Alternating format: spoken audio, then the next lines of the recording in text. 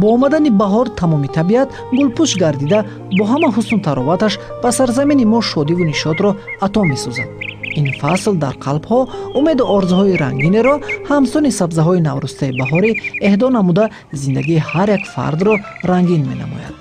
аз ин рӯ баҳорро зеботарин фасли сол ва арӯси сол меноманд, чун ин айёми сол воқеан ҳам зебо ва дӯстдоштанист.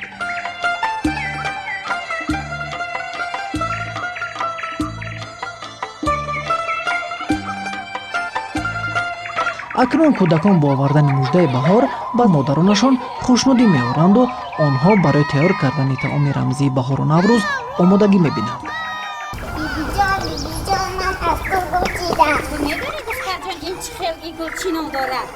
ин гал гали наврӯзӣ аст. бо ба солу моҳи дигар бо ҳамаи моро бирасонад духтарҷон. раҳмати калон. худо ба монанди ҳамин гулак тозаву озода бошӣ. саломат бошӣ духтарҷон.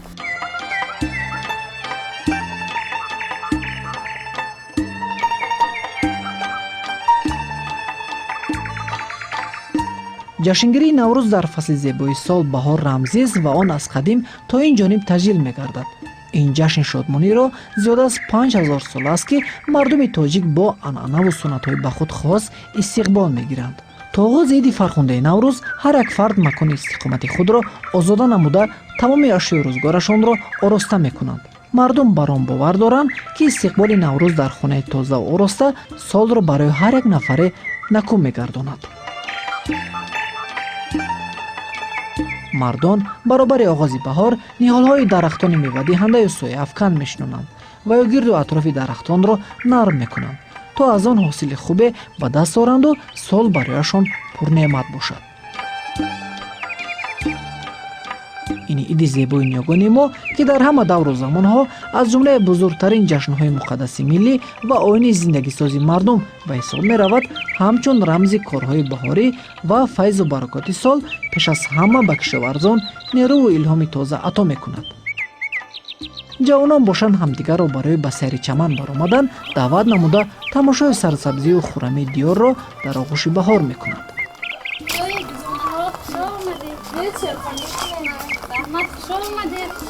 наврӯз муборак. ای بهاری آرزوی عمر انسان مرحبا، ای صفای روزگاری چرخ گردان مرحبا. از نزاکت نکهتی گل بر مشام کس رسد، نازی نوروزی به خاک تاجیکستان مرحبا. با گل و گلباده های نوبهار گلفشان، بر شما بادا مبارک روزی نوروزی جوان. در جهان بگذار بشکفد گل بخت و مراد، جاویدانی تا شکفتن باشد آیین جهان. ای دوست بیا باز به نوروز رسیدیم، نوقیسه بپرداز به نوروز رسیدیم. در پرده گل باد نوا کرده پریشان، ای مرغ خوش آواز به نوروز رسیدیم. ای باغ گل افشان بغلی باز مبارک، ما هم به دلی باز به نوروز رسیدیم.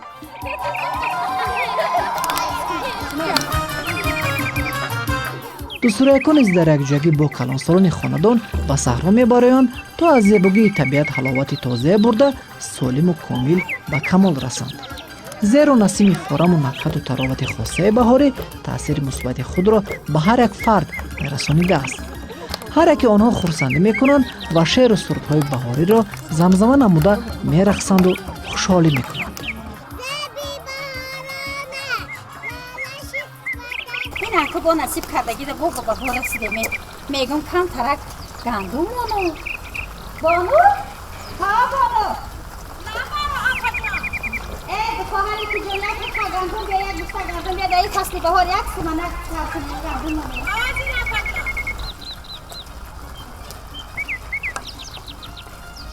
تو میدانید از این گندم سمنک تیار میکنیم ولی گندم تر کردم فیض و برکتی مردمی دهقان است. نوروز با همین سمنک پیشواز میگیریم. انا رفته گندم تر میکنیم سمنک ما نمیمونیم که خواهریم.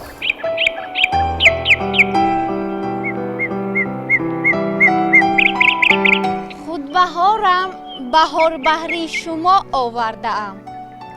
هم نشاط و شادی و اوج و برار آورده‌ام. من بهارم چون عروسی سال هستم دوستان، بهر دوستانی عزیزم شادی ها آورده‌ام. آغوش پر از یاس و من، خوش آمدی نوروزی من. آراسته این باغ و چمن، خوش آمدی نوروزی من.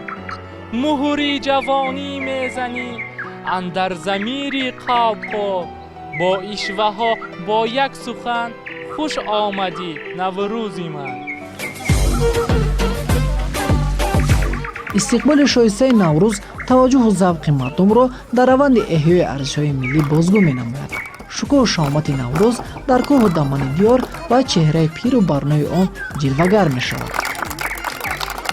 بزمی گل در چمن نوروز است، دوری غلغل فکن نوروز است. تا بگردون سخن نوروز است، تاجیکستان وطن نوروز است. بوی نوروز رسد از همه در، روی نوروز رسد از همه در. همه در پیرهن نوروز است، تاجیکستان وطن نوروز است. نام نوروز و نسب نوروز است، اسم هر بخت طلب نوروز است. فصل ارمان شکنی نوروز است، تاجیکستان وطن نوروز است. با مرادش همه دل داده رسد، با همه بخت خدا داده رسد. همه جا انجمن نوروز است، تاجیکستان وطن نوروز است. تاجیکستان وطن نوروز است، تاجیکستان وطن نوروز است. در جشنگیری نوروز پیر و برنو می‌خواهند با اقدام به زیبایی جشن حسن تراوت دیگری ببخشند. این بانوان چیردست ناحیه خراسان ولایت ختلان باشند. با تیار کردن گلدوزی دیواری تصمیم دارند خاندان خود را جلوه دیگری بخشند. دخترها بینید چی خیلی سوزنی ما سوزنی زیبا. ما باید این رو دختر تمام کنیم، کوشش کنیم که نقشمون زیبا و خوشرو براید.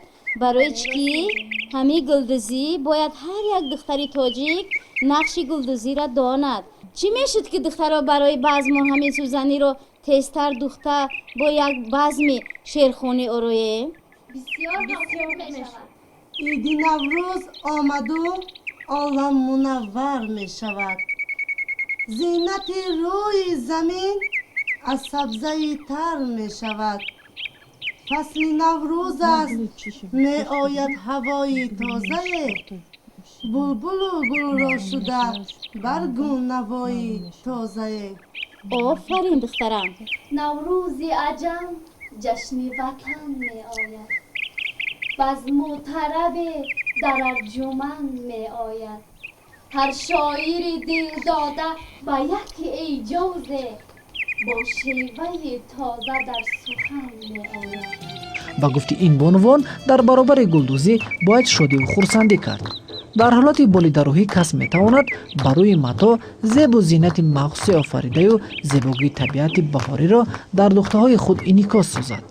در این حالت زمزمه شعر سرود بس و مناسب است. لبی جویبار یا گلیانار میرقصد بلبل بسادی سنبول آمد از بهار با نغمه ایثار با گل و گلزار.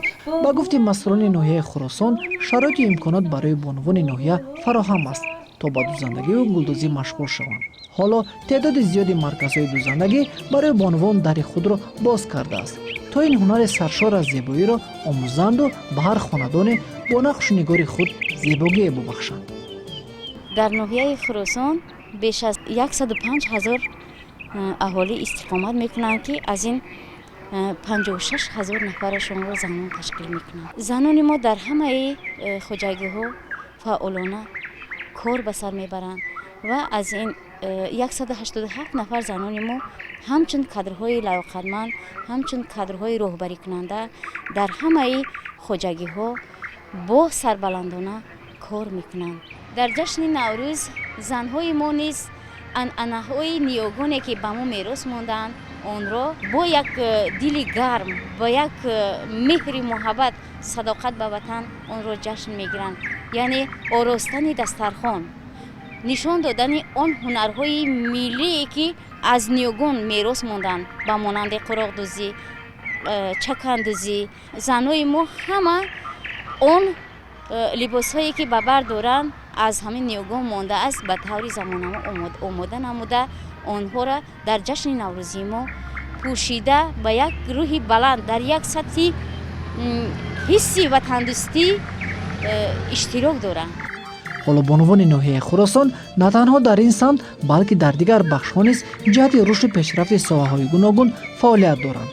дар ҳудуди ноҳия 10 сехҳои дӯзандагии хурд амал мекунад. дар он беш аз 200 нафар занони мо дар онҷо кор фаъолият намуда истоданд ва сатҳи зиндагии худашонро аз ҳамин ҳисоби меҳнати худ, ҳамин дӯзандагӣ дар онҷо кор фаъолият намуда. ҷоҳои кори мода боз зиёд шудааст.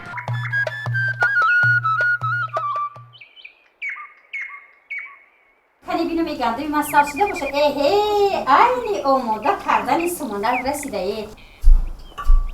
баҳор омад, хуш омад. баҳори лолазор омад, хуш омад. ҳама гулҳо бирафтан сайри бозор, гули ман дар канор омад, хуш омад. ин гандуми мондагӣ ман мегӯм чӣ хуши сабзаш хушрӯая холуна? Хушрӯа. Мегӯм аки шираш хушрӯ шава ки як суманаки ба маза шава. Набошад. акнун вақти пухтани суманак низ фаро расид.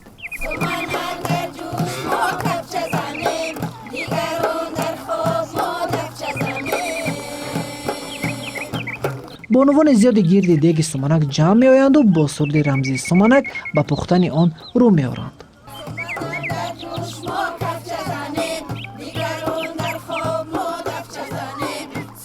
ривоят мекунанд ки дар замонҳои гузашта низ гирди деги суманак занҳои зиёди сарҷамъ меомаданду бо умиди фаровонии рӯзгор онро бо навбат мекуфтанд, чистонгӯӣ, шеърхонӣ ва сурудхонӣ мекарданд. тибқи ривоятҳо ҳар нафаре гирди суманак шодию хурсандӣ кунад, солро ба хушҳолӣ хоҳад гузаронид. имрӯз низ ин расму оин идома ёфта, мардум онро бо фараҳу шодмонӣ пешвоз мегиранд.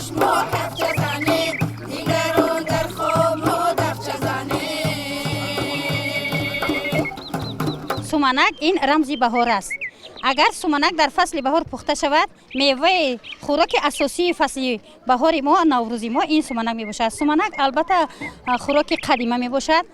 аз давраҳои пеш вақте ки дар фасли баҳор мешуданд, модарони мо алаф мемонданд, гандума тар мекарданд, мемонданд, баъди вай дар уғракчаҳо мекуфтанд ва пас аз он шираи вайро гирифта анами хел таоми бо маззаҳа ки суманак тайёр мекарданд. суманак тайёр карданаш албатта маҳорати хосро талаб мекунад, чунки пазондани суманак ҳам як расму русуму қоидаи худро дорад. дар сари деги суманак шидан албатта занҳо бояд ки шеърхонӣ кунанд, хурсандӣ кунанд. суманак худаш хурсандиро дӯст медорад, мехоҳад ки ҳама занҳо хушбахт бошанд, тинҷию амонӣ бошад, сулҳу салоҳ бошаду ҳамин авқоти бомаззаҳа ки мо шаъди ҳамаи даҳани мардуми моро ширин гардонад. беҳтарин ҳоло суманак омода шудааст? албатта омода шудааст. марҳамат.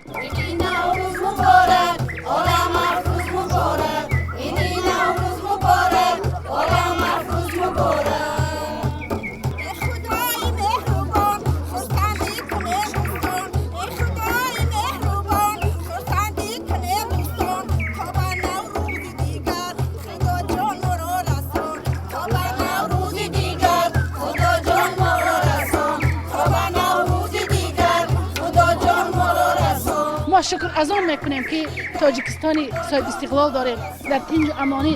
همین جشن‌های فرخنده نوروزی را با سری بلند، با زبانی دراز، با چهره‌های خندان پیشواز میگیریم. این یگانه طعام بهاری و نوروزی دانسته نمی‌شود.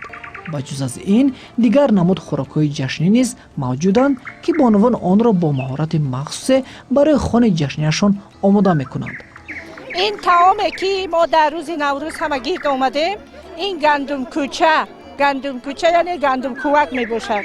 در اینجا علفهای شورک، شلخه، اسپلاغ در درون این گندم کوچه بینید که چقدر غذای خوشرو دارد که ما این را یک شبانه روز برای تراری نوروزی دیده برآمده. این روز ما این طعام را تیار کرده با مردم تقسیم کنیم. همه مردم به دردخوری گندم کوچه بیایید.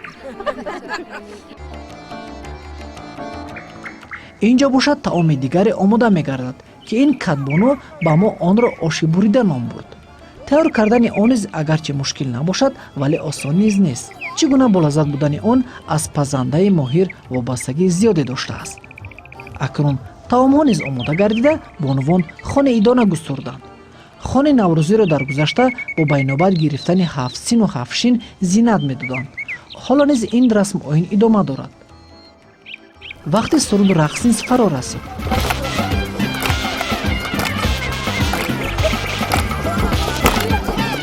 ساکنان ناحیه خراسان که ثبت برنامه ما در آن صورت گرفت به کوه و دمن برآمده شادی و خرسندی نمودند. گروه رقصی نیز با ترانه شادی آمیز نمایشی را برای جمع آمدگان تهیه نمودند که در لحظه مناسب آن پیشکش گردید.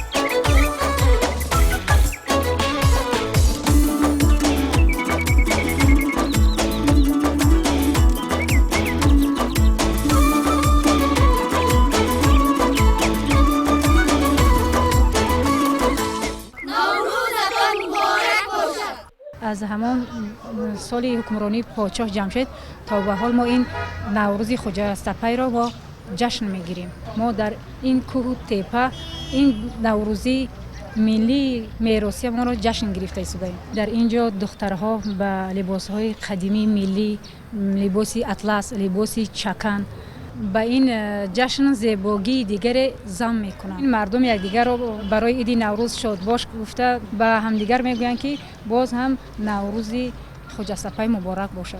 با جشن نوروز هر سال ما بازتابی ذهنیت و آرمان نیاگانمان را تجدید می‌نماییم. یکی از سنت‌های نوروزی به یکدیگر آرزوی نیک را تمنا کردن است.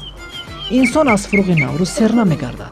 تمام آرزوهای نوروزی را عملی نموده از آغاز تا به انجام نوروز دعا و آرزو کرده میگوید. ای خداوندی زمین و آسمان تا به نوروزی دیگر ما را رسان. نوروز عالم و شرافت و سعادت اهدا شد. ای بنی آدم زی محبت احیا شد.